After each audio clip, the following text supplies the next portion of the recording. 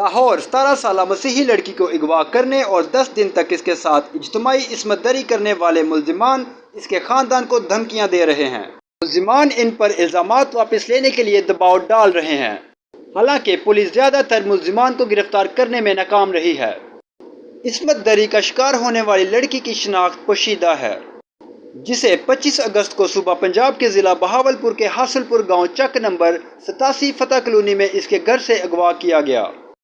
اس کے والد 45 سالہ تاج مسیح نے بتایا کہ وہ کام پر تھا جب اس کی بیٹی گھر سے لاپتہ ہو گئی، جس کے بعد اس نے فوری طور پر اس کی تلاش کرنا شروع کر دی۔ انہوں نے کہا کہ کچھ دنوں بعد انہیں معلوم ہوا کہ ان کی بیٹی کو محمد آصف، نذیر احمد، محمد یاسر اور محمد اسلم اور اسی گاؤں میں رہنے والے نازیہ آصف نامی خاتون نے اغوا کر لیا ہے۔ تاج مسیح نے گاؤں کے بزرگوں سے رابطہ کیا اور ان سے مداخلت کی درخواست کی۔ جب ملزمان کو ولیج کونسل نے طلب کیا تو انہوں نے اعتراف کیا کہ وہ اسے لے گئے تھے اور انہیں یقین دلایا کہ وہ انہیں واپس کر دیں گے۔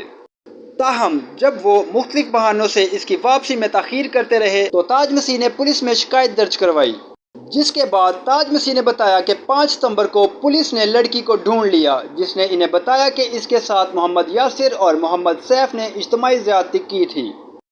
انہوں نے کہا کہ طبی معائنے سے ثابت ہوا ہے کہ ملزمان کی طرف سے اسے جسمانی طور پر تشدد کا نشانہ بنایا گیا اور مدت بعد زیادتی کا نشانہ بنایا گیا۔ تاج مسیح نے کہا کہ پولیس نے سیف کو گرفتار کر لیا ہے، تاہم دیگر ملزمان ابھی بھی قانون کی گرفت سے دور ہیں۔ انہوں نے کہا کہ میری اعلیٰ حکام سے انصاف کا مطالبہ اور ملزمان کے خلاف قانونی کارروائی کی اپیل۔